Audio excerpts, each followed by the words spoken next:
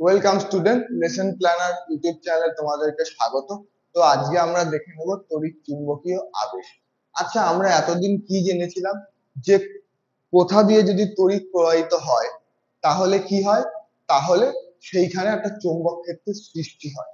ঠিক আছে, ঠিক তেমনই চৌম্বক ক্ষেত্রের সাহায্যে আমরা সৃষ্টি করতে পারি তড়িৎ, আর এই পদ্ধতিটাকেই আমরা বলে থাকি তড়িৎ আবেশ। অর্থাৎ চৌম্বক ক্ষেত্রের সৃষ্টির ফলে যদি কোথাও তড়িৎ প্রবাহিত হয় তখন সেখানে তৈরি হবে তড়িৎ আবেশ। আর আমরা চৌম্বক ক্ষেত্র চ্যাপ্টারে কি বলেছি, যে তড়িৎ যেদিকে প্রবাহিত হয় বিভিন্ন সূত্র শিখেছি, অ্যাম্পিয়ারের সন্তরণ সূত্র, ফ্লেমিং এর বামহস্ত নিয়ম, দক্ষিণ মুষ্টি নিয়ম, এই সমস্ত জিনিসগুলো ঠিক তেমনই এর উল্টো। অর্থাৎ চৌম্বক ক্ষেত্র যদি সৃষ্টি হয় সেখানে যদি তড়িৎ প্রবাহিত করে তখনই সেটা তৈরি হবে তড়িৎ আবেশ। Thank you.